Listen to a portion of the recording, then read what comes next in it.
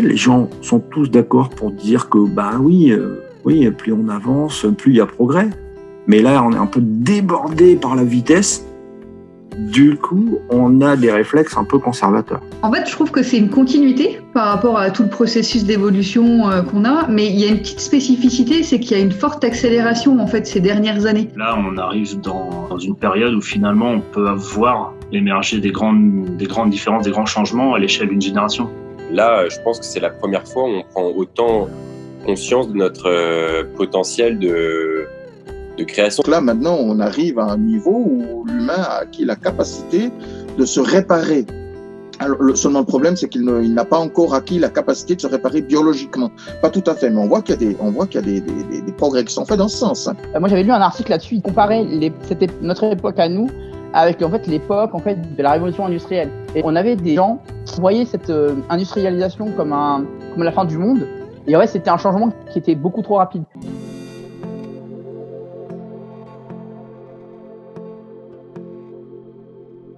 Et on est dans Star Wars, on est passé à la vitesse lumière, et la vitesse lumière, on est encore en train de l'exploser.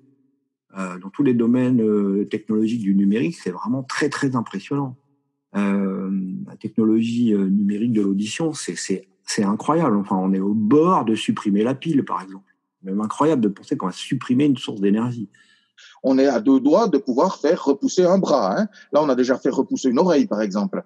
Et qu'ensuite, on peut greffer. Donc là, ça veut dire qu'il y a eu des gens qui se sont vus greffer une oreille qui est partie, je sais pas moi, dans un accident, à partir de cellules souches qu'on a cultivées, on a implanté l'oreille sur le bras, l'oreille a poussé, ensuite on l'a greffée, et il n'y a pas de rejet parce que c'est son oreille, c'est ces cellules qui ont été élevées sur son bras, et donc il n'y a pas de rejet. On greffe l'oreille et voilà, la personne a été réparée. Donc l'humain acquiert cette capacité biologique, mais elle est beaucoup plus sophistiquée que d'avoir une prothèse. Et toutes ces questions-là, on se les pose dans un contexte qui bouge très très vite. Quand on regarde, moi je suis pas très âgée, mais quand j'étais jeune, Internet ça n'existait pas, les téléphones portables ça n'existait pas. Et quand on regarde ce qu'on a maintenant sur une seule génération, comment on a pu aller aussi vite, je pense que c'est ça qui fait peut-être un peu peur par rapport à l'idée d'augmenter l'homme. Là, je pense que c'est la première fois où on prend autant conscience de notre potentiel de création. Finalement, on parle de choses quand même qui sont très transcendantales, comme l'immortalité, la modification de ces gènes, la sélection naturelle qui finalement n'est plus naturelle mais commence à être totalement artificielle. En tout cas, on commence à avoir les outils nécessaires pour ça.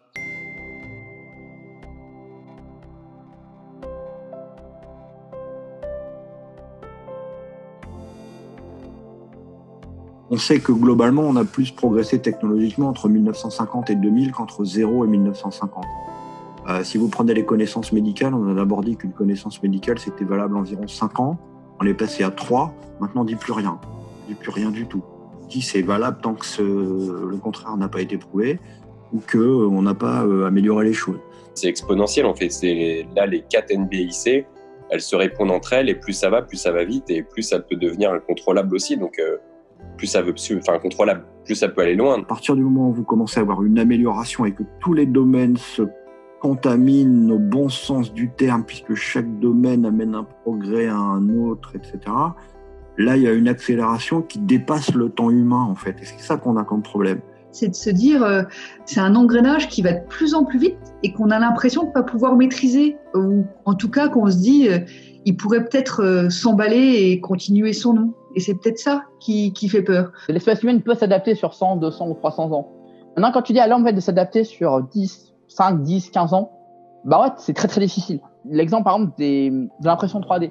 L'impression 3D, il y a 10 ans, tu vois, il y a 10 ans, ça a coûté très très cher. Personne connaît, il y avait très très peu de gens qui connaissaient, c'était réservé à des entreprises, des grosses entreprises, ça était dans les laboratoires, des trucs comme ça. Aujourd'hui, une imprimante 3D, ça coûte 100 balles. C'est-à-dire qu'aujourd'hui, en fait, une imprimante 3D coûte le même prix qu'une imprimante papier. Et là où l'imprimante papier, il a fallu 10, 15 ou 20 ans pour que les prix diminuent, l'impression 3D, il en a fallu même pas 10. Et c'est ça qui fait peur à beaucoup de gens, c'est ce changement-là qui est très rapide en fait. Le temps humain, c'est un temps qui est finalement relativement lent, qui demande beaucoup de réflexion, qui demande beaucoup d'expertise. C'est pas pour rien d'ailleurs qu'on est arrivé j'appelle la civilisation de l'expert. Et c'est de plus en plus complexe. Et ça fait peur. Donc, à chaque fois qu'on a peur, c'était mieux avant. Voilà. C'était mieux avant parce que là, on n'avait pas peur et puis on maîtrise et puis on sait faire. Si on veut vraiment l'intégrer et que ça devienne quelque chose de société, il faut pouvoir prendre le temps d'analyser toutes ces composantes, de l'intégrer dans notre vie de tous les jours, de réfléchir et de débattre avec des citoyens sur qu'est-ce que ça pourrait impliquer, quels seraient les risques, quels seraient les enjeux, le positif, le négatif, et pouvoir faire ce travail-là à plusieurs voix, plusieurs cerveaux, de plusieurs points de vue. Faire la politique de l'autruche, à mettre la tête dans le sol puis à dire non, ça n'existe pas, ça n'empêchera pas en fait que ça arrive. Juste en fait, ça va arriver, mais en fait, quand ça arrivera, on n'aura aucun moyen de dire non, on n'est pas d'accord ou attention, là il y a un problème. C'est ça. Une fois que ça sera là, tu auras beau dire ce que tu veux, faire ce que tu veux, ce sera déjà trop tard. On est dans une accélération telle que l'ingestion devient compliquée, quoi. Devient compliquée. L'ingestion et le volume des évolutions. C'est-à-dire que on avait peu de volume, une vitesse moyenne d'évolution gérable, et là on a énormément de volume, ça pète dans tous les coins, les possibilités transhumanistes. Et du coup, pour un humain, ça devient un peu complexe, quoi. Voilà, c'est pour ça d'ailleurs qu'à un moment, il va falloir réintroduire peut-être en fait la notion de choix.